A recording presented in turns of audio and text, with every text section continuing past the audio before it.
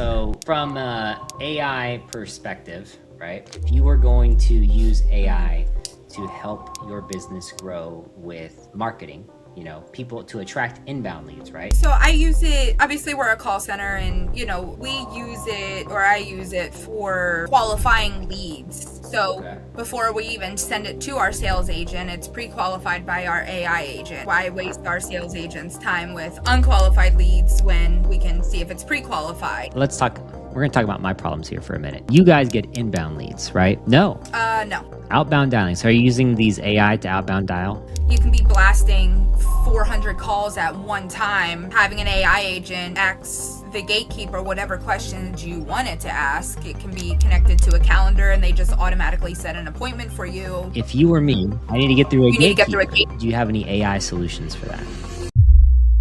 Alrighty, guys, welcome back to another episode of the podcast. Today, guys, I have Ariel McCarthy. Did I say that right? Yes, you did. Ariel, tell us what you do.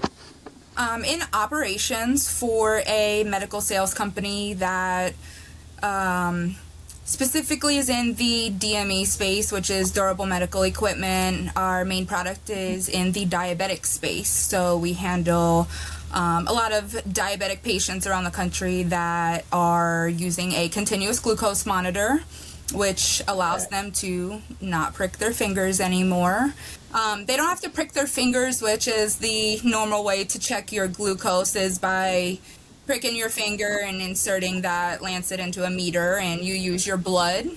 Where a continuous glucose monitor, there's actually a little filament on the sensor, and that sits right under your skin, and it's reading your interstitial fluid instead of blood to get your glucose levels. What advice do you have for people who have a B2C business, right? Mm-hmm.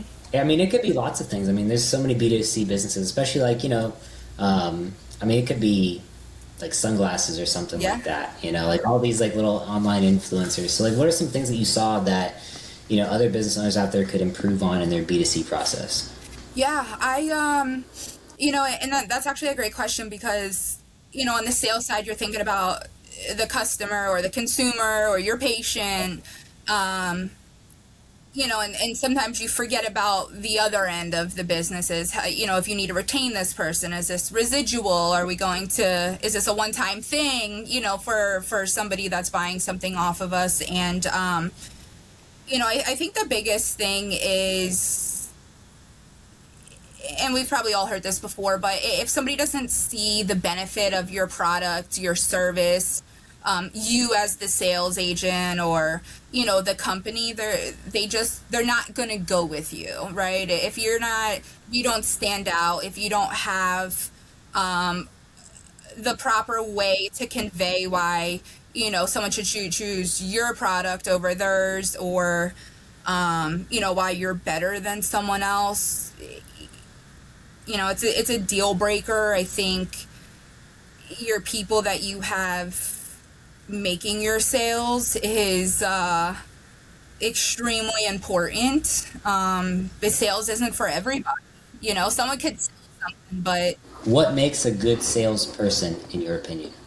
Good salesperson to me is somebody that has that drive, right? In sales, it's not just getting up every day and going through the motions. It's, you know, what can I do to be better? What can I do to make more money? Is there, as we advanced into other, you know, resources available nowadays, it's, you know, are you utilizing other tools that you have to improve yourself? Are you in it for the money? Or are you in it to, you know, help somebody?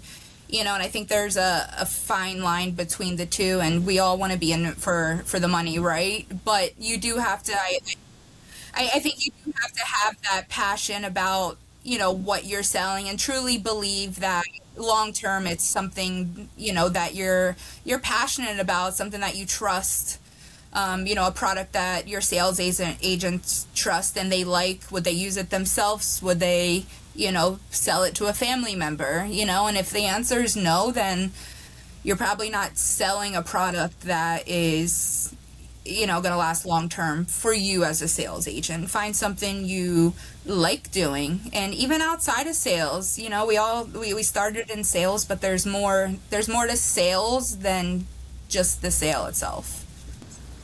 Yeah, You know? is the next sale. Yeah. Yeah. No, I get what you're saying. Yeah, and it sounds to me like you described like there's a special type of person that's a salesperson. Um, because it isn't for everybody, like you said. But also, while you're talking, you're describing like a salesperson. In my mind, I am a salesperson, and so what you're telling me is like if someone who's motivated, who's driven, who wants to do better, who wants to make more money, who wants to help people. In my mind, I'm like, are there people out there who don't think like that? And the answer is yes, unfortunately. And for me, I'm like, why isn't everybody like that? Like, don't you want to, what's the next biggest thing? What's the next greatest thing? But a lot of people are just kind of like on autopilot mode, and they just like kind of show up to work. They go through the motions. They don't really care. They do care. They don't care. I don't know. So it's crazy. So like for me, I think the whole world should be salespeople, but I think Yeah. it would make it a tough. And what's funny is I feel that it's really shifted in the last 5 to 10 years with just we see people come and go all day in different environments. It could be in your daily life, it could be in your work environment, personal life, but it's definitely gotten harder to find those people like us, right? The ones that want to do it every day, the ones that get up and do it every day, and the ones that are keeping up with the next hottest thing that's coming out and things like that. And it's unfortunate to kind of see that, but I guess in a way that it's more room for people already doing this to advance farther and take their career to a different level. But it's definitely something that the next generation, the ones that are in their early 20s right now, can. Our generation is, I feel, the ideal person to learn from, you know what I mean? Especially with the younger generation just growing up with so much technology and easy money. What? Everybody wants to do e-com because they say it's so easy and you can make so much money. And could it be easy for a couple people and they take off and do great with it? Yes, but you have to build something, and being in sales, whether you work for a company and get paid a salary and commission, or if you're 100% commission only, it's you still have to have that same mentality of I need to do better for myself. I want to do better. How can I make more money? And is there something else out there that I want to do that's different than what I'm doing now? Mhm. Yeah, I mean, gotta be in the right spot Yeah. to grow. I talk to people a lot about who are in sales. Like I coach a lot of. I mean, I don't do any coaching, but like as a result of doing business with me, I end up coaching you. Right.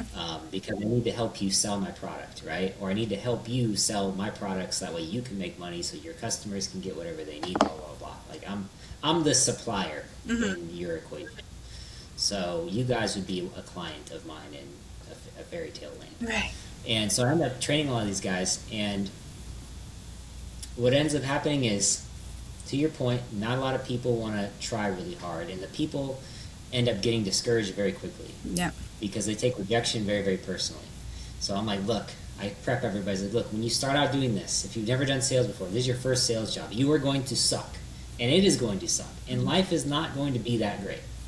Unless you just get lucky and you just happen to be naturally good at speaking to people, you're going to suck, but then you need to practice, and you need to practice, and you need to show up, and you need to show up, and you need to show up. And keep doing it every single day, and eventually people are going to start buying from you, and it's going to be way easier, and you're going to love sales. Yeah. And it's going to open up all sorts of doors of opportunity for you. But until you put in the work with sales, it's going to be hard, and it's not going to be that fun every single day. But you get to a tipping point where you get over that, and you're really good, and then you can just say it in your sleep, Yeah, exactly. And I'm curious though, like, so are you in your 30s?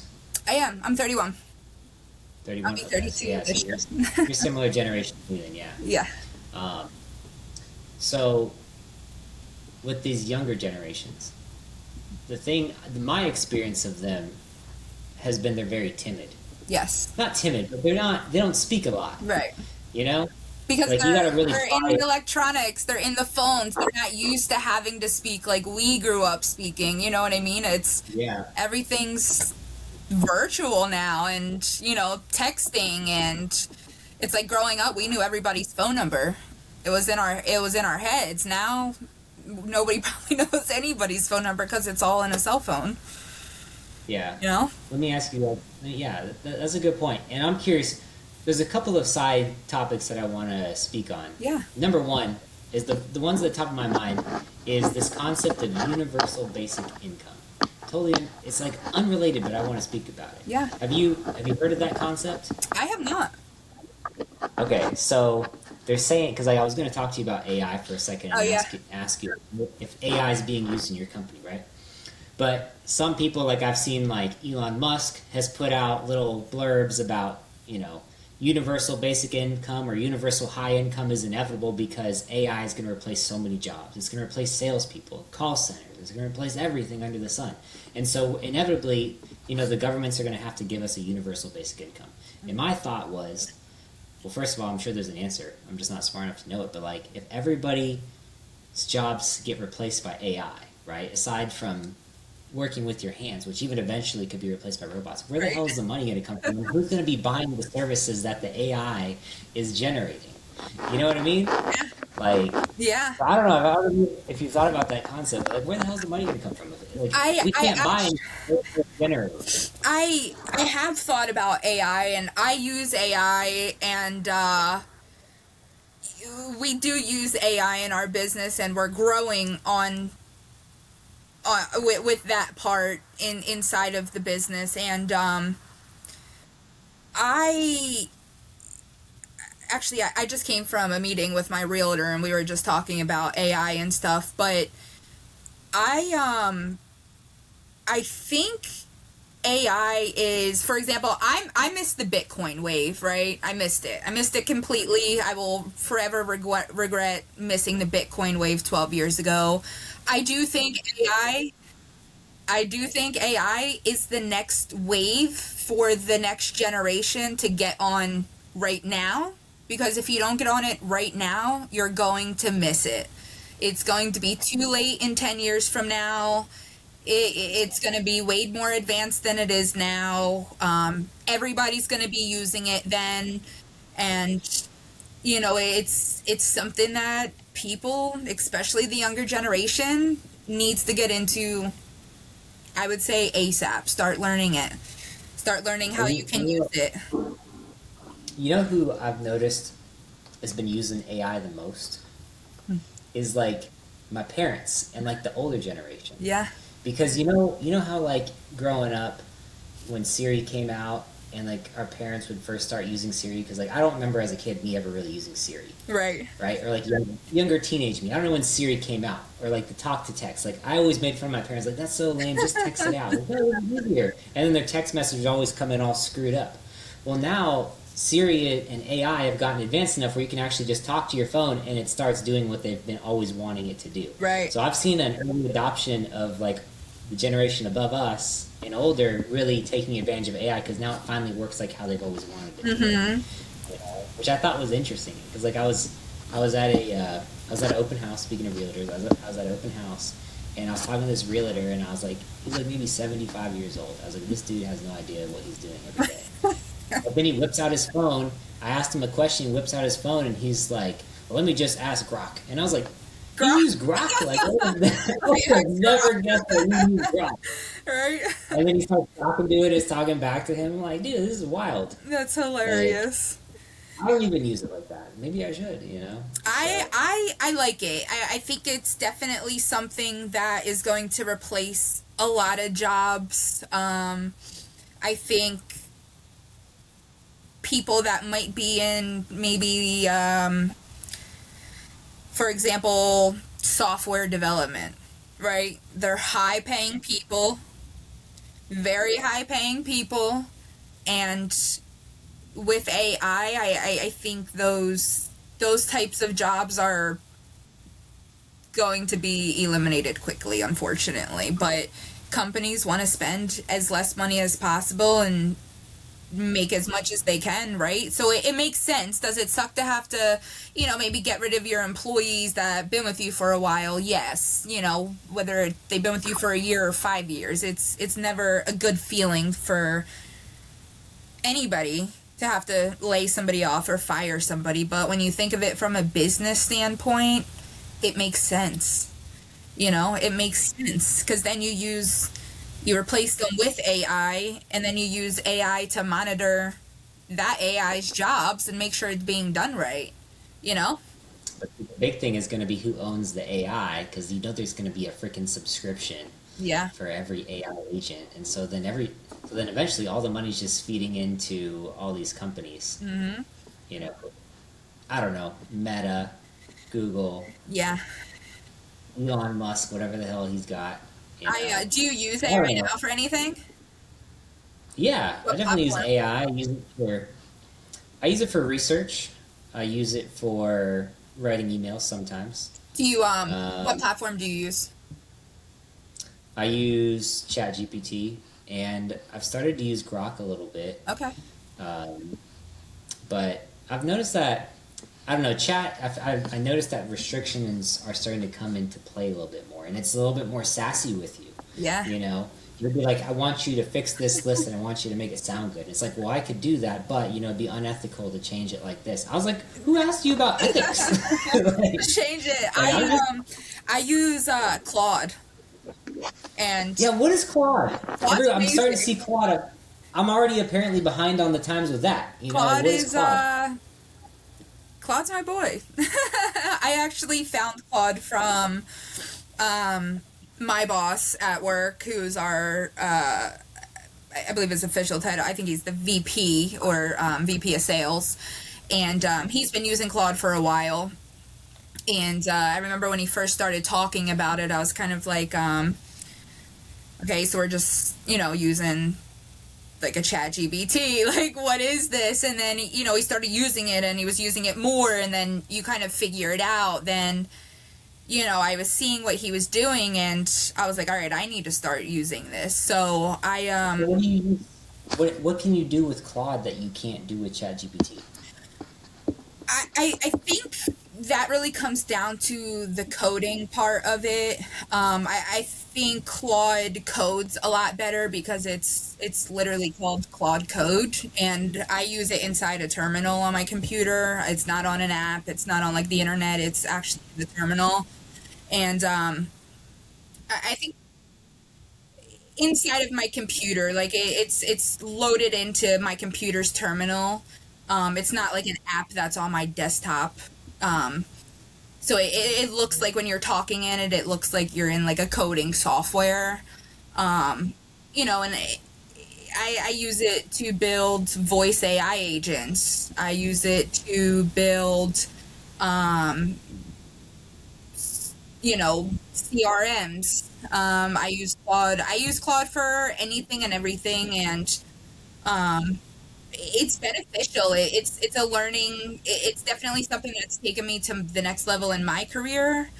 Because he learns and he learns me. He knows I am not a software developer, right? So when he's talking to me and we're building projects, he's talking to me in a way for me to understand it in my language, not a software development language. But now that I've been using it, you learn that. So now he moves me to, maybe a little bit more coding language to talk to him with rather than just straight, you know, regular everyday language. All right. So while you were talking, I asked ChatGPT to tell me the difference between Chat and Uh, Claude.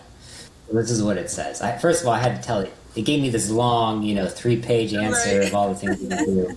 So I had to break it down. So it says, very simple answer is ChatGPT is better for problem solving, analysis, and business strategy, coding, and building systems. Claude is usually better for writing, editing, and summarizing long documents. That's what it says. Definitely.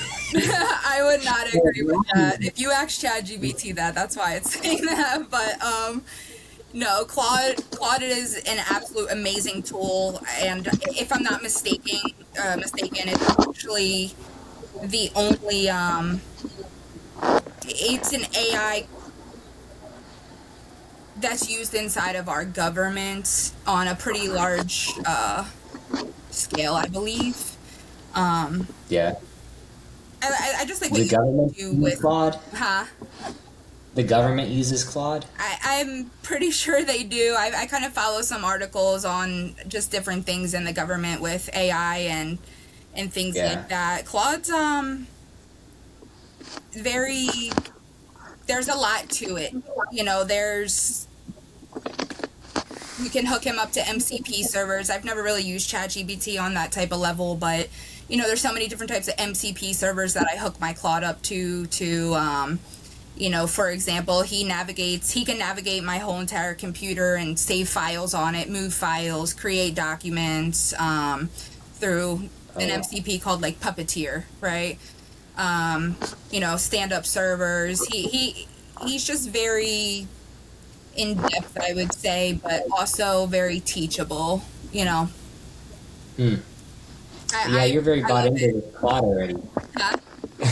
So you're very bought into this Claude already. I You am. know, it's gonna be. It's crazy. Like, I guess this podcast is going in a different direction than my usual podcast, but I'm gonna roll with it because it's an interesting topic.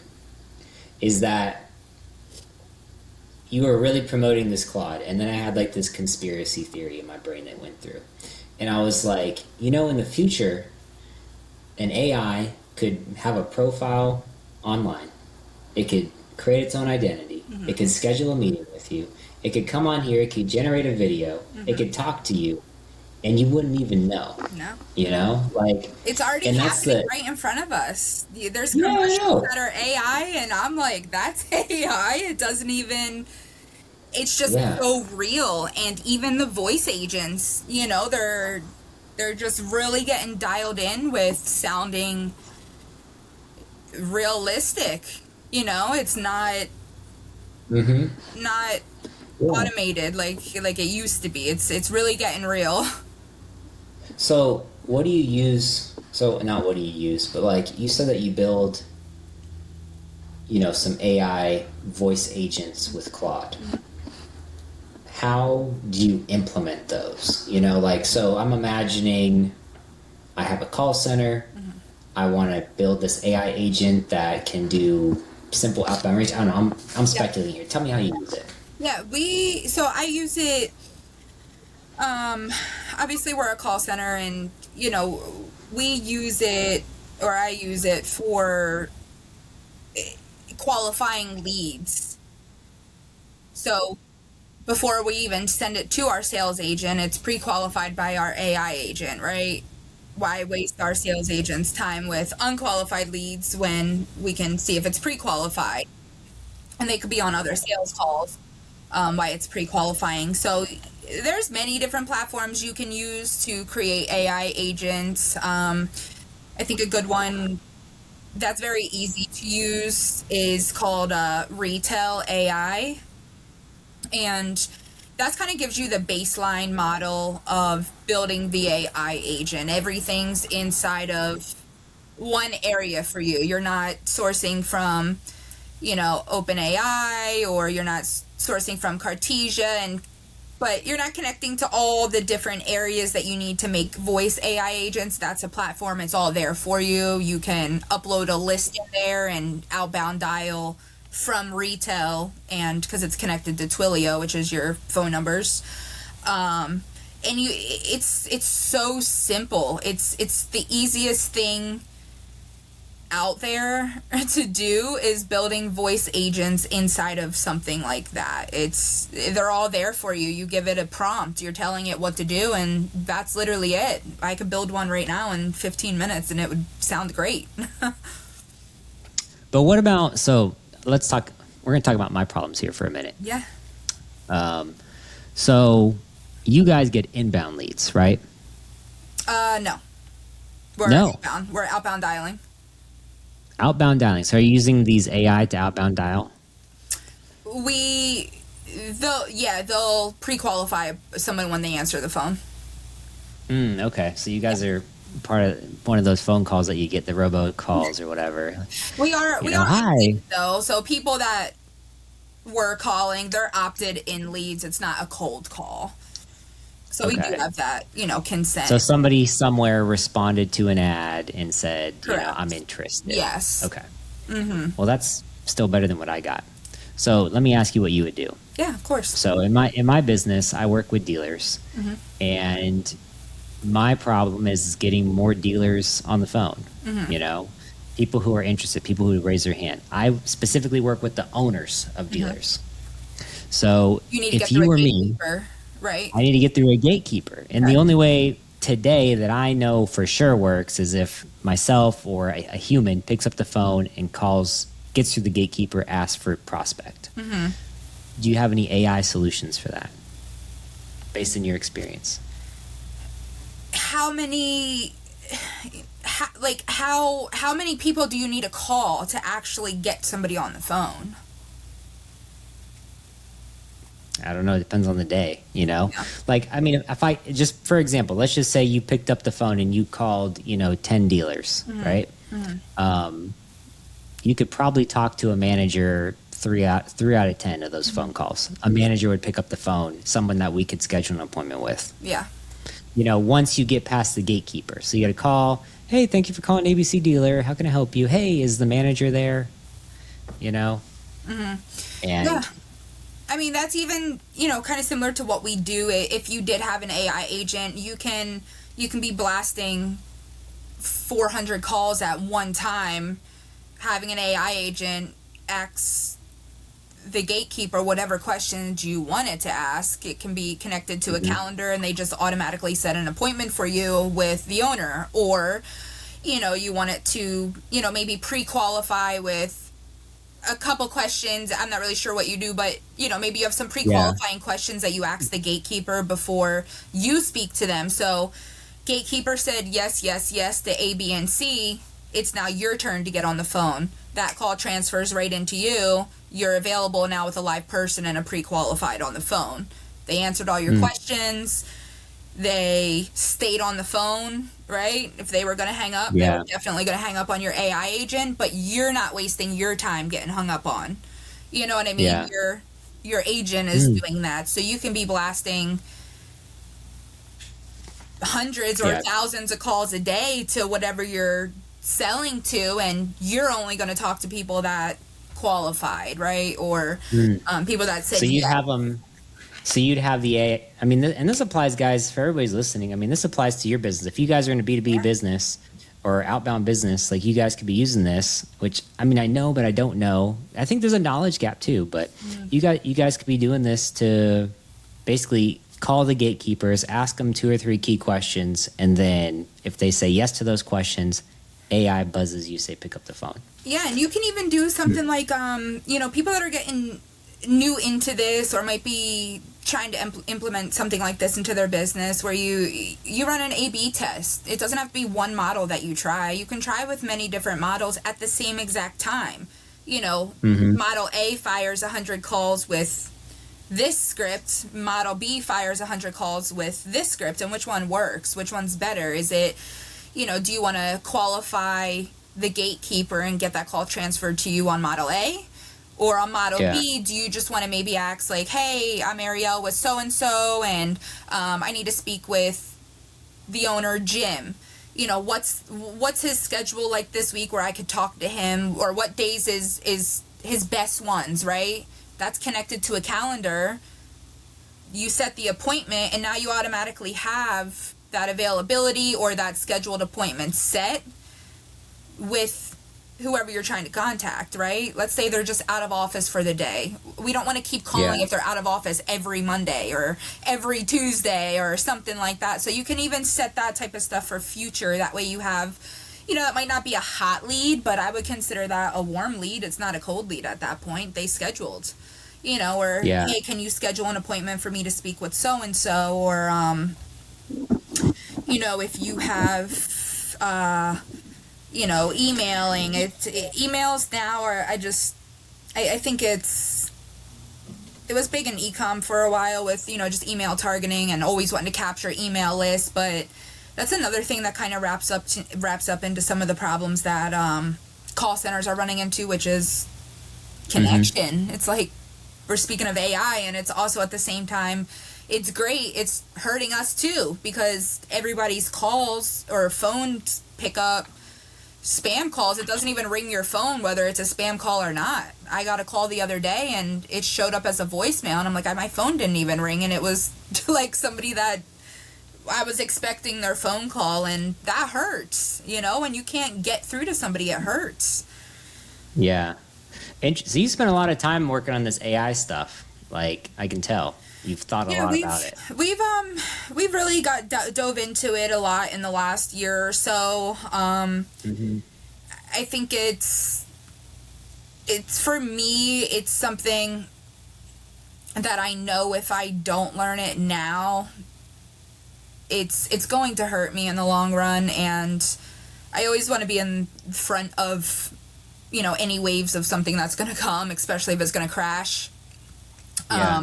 I don't want to be on the back end of it. I don't want to have a hard time, if I have to apply for a job in 6 years from now and you need to have experience with, working with AI. It's going to happen, right? And it's important. You got to stay aware to what's going on in the world, and AI is going on. It's definitely going on. It is. What I think eventually is going to happen, though? Like, it's just going to be my AI is going to call your AI, and they're going to duke it out and figure out if we should talk or not. Right? Like, I know. You're going to have an AI voice answering assistant being called by someone's AI dialer. I mean, you already kind of have that right now on your phone. You know that, right? Like, oh, yeah. Like, the call screeners now, Yeah. Like, yeah.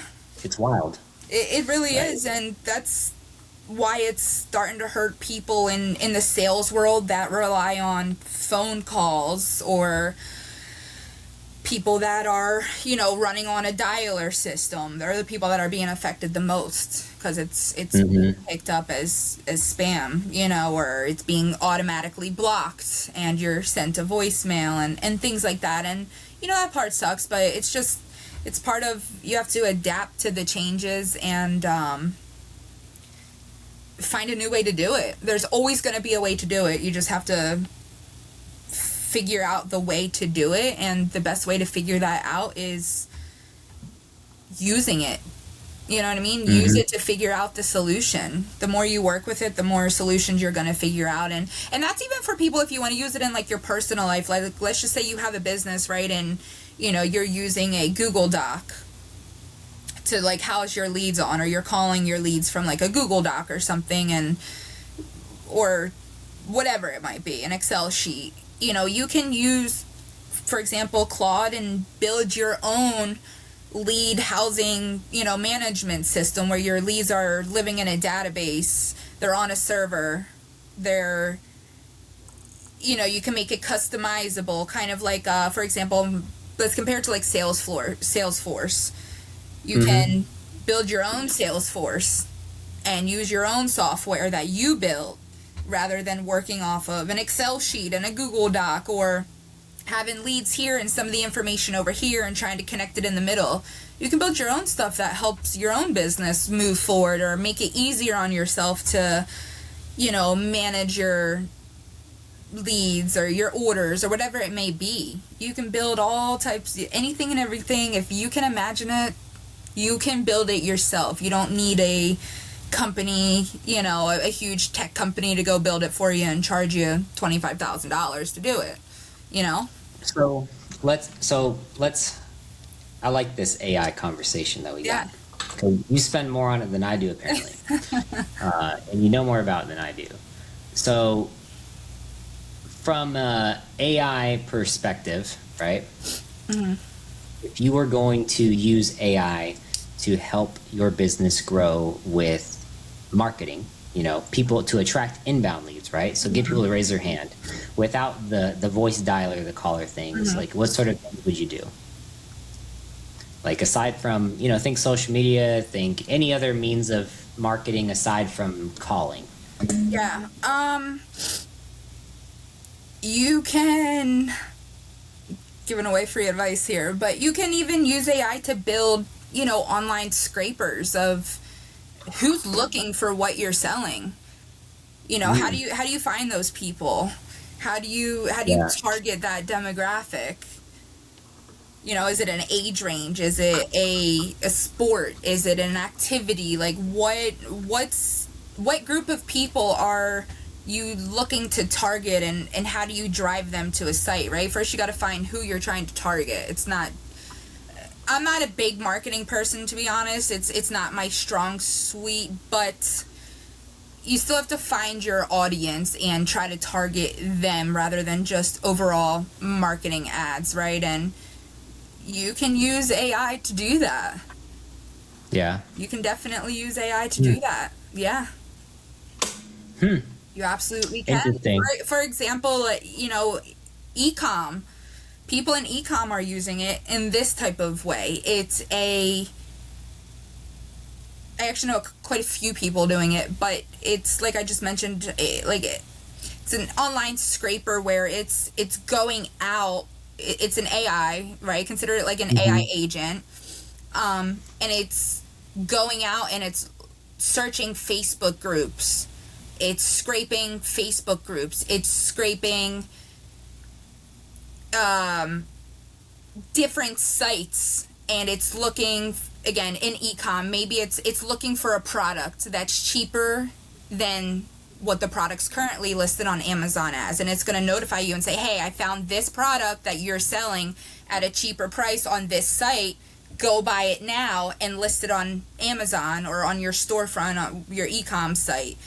You can do that all day with AI. It's just constantly finding products at a cheaper rate than what you're currently getting it in many different ways. It can scrape Facebook groups, maybe looking for people in your industry, or is it small businesses we're looking after? Is it people looking for someone to implement automation? You can build any type of AI agent to go do that research for you, and it will bring it all back. Man. See, but this is like hours and hours and hours I of know. like contemplating and thinking and going back and forth with the AI. I was like, dude, I don't have time for all this. Yeah, I need an AI to handle AI for me. I know, right? I know. And there's so much you can do with it. We could talk for Yeah. hours about it, but my advice to other people, anybody listening, watching, will see this. It's something that people should start looking into now. Get on I think board with everybody it. is. It's definitely like the hot button topic. Yeah. If you got AI, oh, I got this new AI. What does it do? Something that's, I don't know. It's moving There's, fast too. It's yeah, it's moving evolving fast. quickly, and it's being put in everybody's face fast. Everything Hmm. is right in front of us, and even just I looked something up on or no, on like the Alexas, the ones that are like an actual screen that have like the Mm-mm. cam, like No, I didn't know that. do you know what an Alexa is, right? There's many different versions Yeah. of it, but you all have the Alexa Okay. app on your phone, right? That's how you Yeah. control and set it up. So on some of the Alexas that have screens, like one that would be maybe like your room, you can put pictures Yeah. on it. You can add pictures, and it's kind of like a slideshow. So Yeah. the other day, my fiance updated pictures on his Alexa, and before you know it, there was ads popping up for something that was in one of the pictures that he accidentally put on there because it's connected. It's all, even the Alexa app. They're doing it to See, put that's why in front of you. that's the one thing I hate about AI and I all know. this crap is how much it tracks you. Yeah. Like that's That why I part don't have an is, Alexa. I don't have an Alexa, and when I'm like every single night when I'm like personal time, my phone is in the other room. I don't look at it. I don't touch it because it everything's is tracking me. And I concerning. hate it. It's, It is concerning. and that's the part, like, yeah, it's cool learning AI and being able to use it, but my brain constantly goes to who are the people making these platforms? Like, where are they? Who are they? What are they doing? And how do they really do this, right? Like, when you think about AI, it's kind of like how is this being done? You know? Like, Hmm. yeah, it's awesome to use, it's awesome to learn, and I love it, but how do they do this? And what do Fine. they have? I mean, all of these companies, I mean, our generation has probably been the most taken advantage of, manipulated generation in many, many generations. Yeah. I don't know. Because we got the internet and it was wild, wild west. All it has been, in my opinion, ever since the internet came out, is just one big data collection on the human psyche. Yeah. So they can understand us, figure us out, predict what we're going to do, so they can ultimately manipulate what we're going to do. And I don't think that's conspiracy. I think that's just like pretty damn obvious. Yeah. You know, like when your algorithms figure out what you want before you want it, and when your Right. phone's listening to you and starts showing you ads, I was like, dude, it's like, get out of my head, get away Yeah. from me. I know, and it's that part's scary. It's you don't really know how far AI is in your personal life. The personal life, that scares me a little bit. Business life, I love it. But Hmm. there's definitely a lot of opportunities, especially for new people in sales and people already in sales, to take advantage of AI, use it, implement it, learn it, and in 10 years from now, we're all going to be saying, thank God we did that 10 years ago. Hopefully. Yeah. Or we're gonna be in like, man, we should have never. Right. We should have shut that shit down day one. Now they're Like, replacing us. yeah. Well, it goes back to my thing I was saying. Like, if AI replaces all basically computer jobs and communication, what the hell do we do? And who is buying or paying for the services that AI generates? Like, just imagine if you didn't have to work, you got a paycheck for 10 grand a month, whatever the hell it is, right? Um, like, what are the things that AI can't do? AI is not going to take you on a boat ride. Right. Not going to take you. I don't know. I I just, don't it's know. unfathomable. They might be taking us on a boat ride because Yeah. they have like Yeah. these self-driving like Ubers or cars Have you now. been in one of those? The No, Waymos? I don't think I I. did. They just I came did to one. Tampa. Did they? Yep.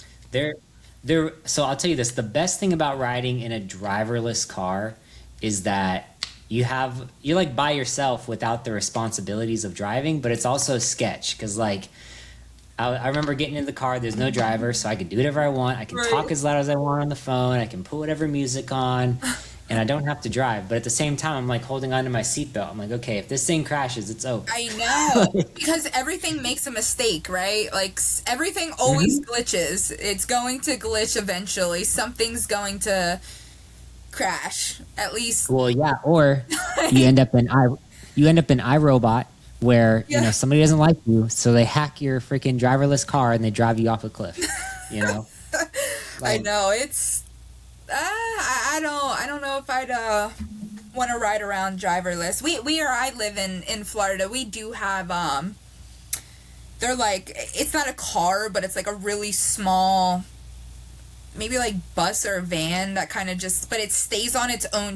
It's not on a track, but it only goes on like a select amount of streets through like downtown.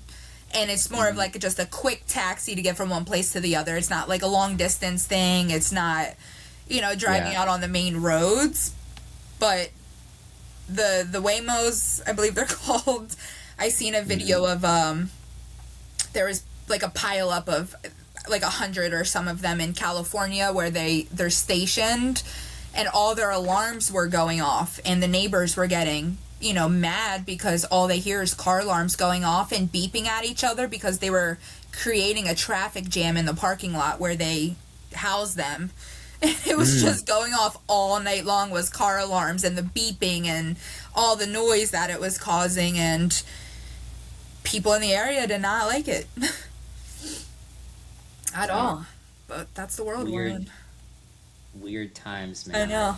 It is. Weird It's times. it's very different, and I kind of always think of being a mom, and my kids are 10 and almost 9. It's I always think about what it's going to be like when they get older, and how do I guide them into, do I want them to do what they want to do and grow up and be what they want to be? Yes, but how do I guide them down a path where they're going to be successful when everything's changing so fast? Like, what's it going to be like when my kids are grown? What's the world going to be like? Because I always think back of what it was like when we were growing up compared to now. It's like a whole different world. It's a whole different world. Yeah. And it's going to keep changing. Yeah. It's going to keep changing. But I mean, like, I don't know, look back 100 years ago, our grandparents, right? I mean, that's a completely different world. Yeah. And everything's worked out so far. So I'm just going to assume it's going to be okay going forward. The difference is the technology now. Everybody's connected through social media, and the technology is more advanced and stuff. And that's why I always tell people, in personal life, people ask me what I do for work, or, friends that need advice, and the younger generation is, you have to have a career nowadays. Like, life, the world's changed so much where a job is not, it's not going to cut it. You can't just have a job. Like, you need to have a career, working just a regular job you're not going to get by. You got to really find something that you can take to the next level, something you're passionate about, something that you can grow in or learn a skill from. Take those skills and do something else with it. And you just really got to set yourself up for success more now than ever before, with just how things are just changing so much, Well, this is the way I think about it if you're worried about your kids, right? So I don't know about your family, but my family's not rich. And out here, so I grew up in Las Vegas, and you don't really see a whole lot of this out there, which is generationally wealthy families. And that's not really a big thing in Vegas. Like, everybody's like either like just last generation, grandpa had a great business and now the parents are doing good, right? Right. But out here and in the South, like I've lived in Louisiana for a little bit, and I've lived in South Florida for a little bit, and I've met so many people out here who have generationally wealthy families. Yeah. And I'm like, dude, I didn't know money like this existed. Yeah. Like, I thought rich in Vegas was like, oh, you had like a, $1 million home, and, you got 3 cars, and like that was pretty rich, right? Out here, it's like, no, home prices, $30 million for a home on the water. Then you got a $10 million yacht. Then you got, Lambo, Ferrari, like all these things. I'm like, holy shit, dude, like there's real money out here. And my point is that it only takes one generation to change your family 4 generations. Yeah. And so the best advice I have for anybody out there who wants to future-proof their kids is be the one generation that sets up your family 4 generations. Absolutely. And that's my goal. So I agree. I just, like, in one lifetime, it's not even unlikely. If you can somehow to save, manage, invest, start a business, if you can get to $5 million in the bank, in 10 years, it could be 20 million or 10 million. And then, I don't know, compound interest with math, it works out. You could have a lot of money one day, for your family to pass on. And like I've heard a lot of people say money's a blessing or a curse. Well, I'd rather be blessed with a curse, and figure out how to navigate from that, Seriously, when people say like, oh, money doesn't make you happy, and I'm sorry, but it does. Like, it for me, it does, because you need it to be able to live nowadays. It's too hard to, it's so easy to struggle and too hard to live, right?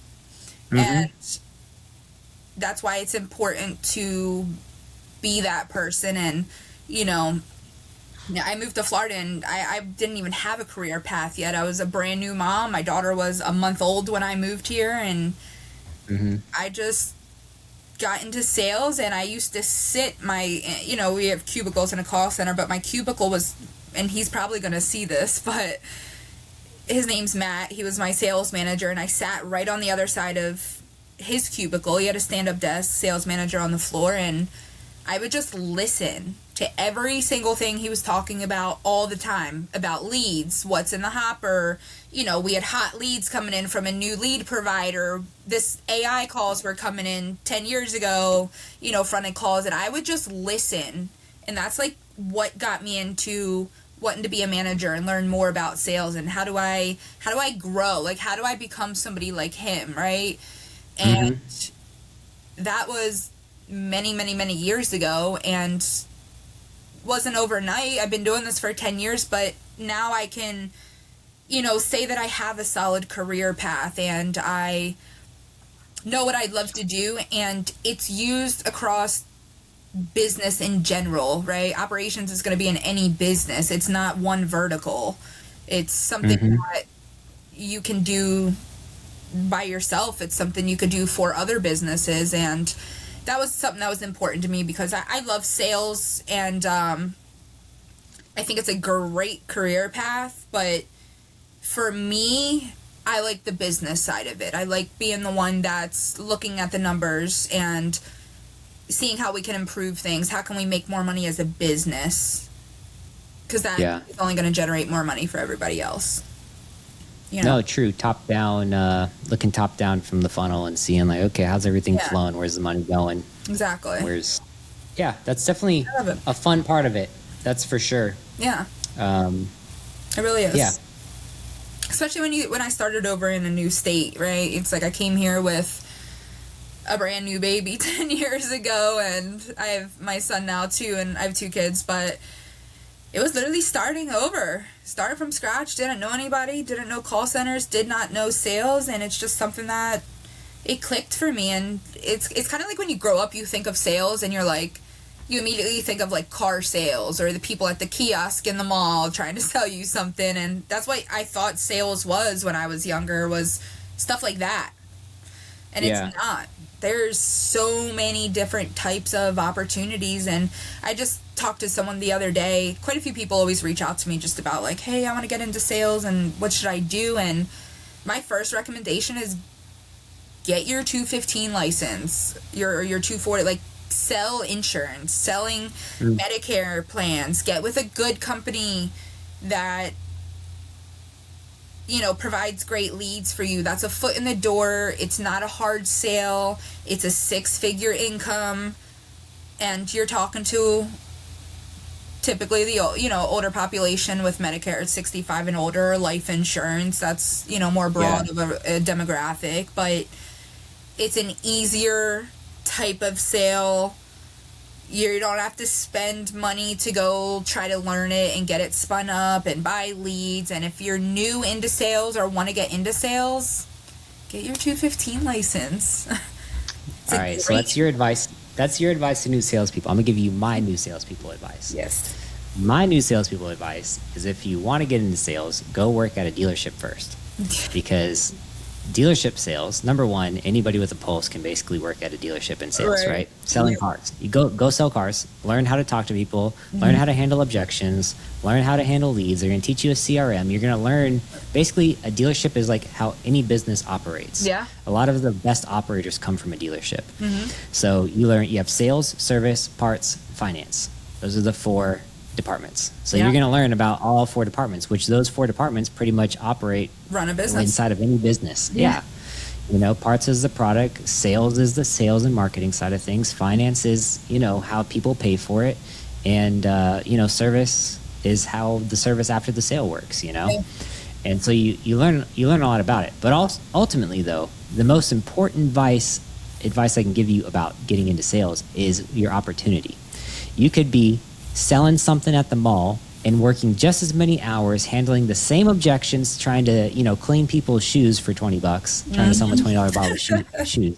Or you could be, you know, selling insurance. You could be selling cars. You could be selling yachts. You could be selling airplanes. You could be selling so many different things. So my biggest advice is always make sure that the opportunity that you have in your sales position is a level 10 opportunity, meaning you can make way more money than you ever thought possible. Exactly.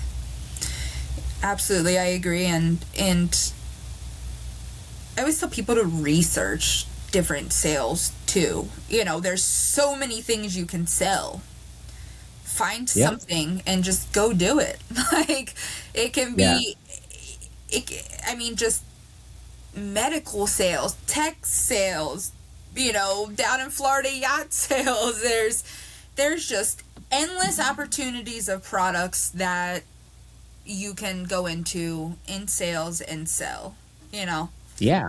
Yeah. 100%. and you don't really So, think about it that big of what's actually out there to sell. But when you look into different industries, and for example, I used to do biological eye drops that was made by a plastic surgeon, and we had contracts with the VA and everything. Like, it was an amazing product, but I never in my life was like, I'm gonna sell biologic eye drops. Like, you don't even know what that is yeah. until you learn it. And there's a lot Yeah. out there. There's a ton out there to do. 100%. Absolutely. Great Interesting. career field. Yeah. There you heard it, guys. You don't know what to do, get into sales. Get in sales. That's it. You're going to learn something, I guarantee it. Yeah, absolutely. Well, this has been a pretty cool podcast, pretty interesting. Yeah, thanks for I love having me all as the well. topics. Yeah, thanks for hopping on. So, for everybody out there listening, if you guys want to connect with Ariel, where can they connect with you at? Facebook, Instagram. My Instagram is it's Ariel, my first name, _page, Paige, and you can connect with me there. I am also on Upwork. People, if they are looking for any type of that stuff, I'm on Upwork, and I'm on LinkedIn as well. Alrighty. Well, cool, guys. Thank you so much for tuning in and listening to this one, guys. If you enjoyed this podcast, share it with somebody that you like. If you didn't enjoy this podcast, share it with somebody that you didn't like so we can bore them to tears. Anyways, guys, anyway, thank you guys for tuning in. I'm tripping over my words here, but we'll catch you guys on the next one.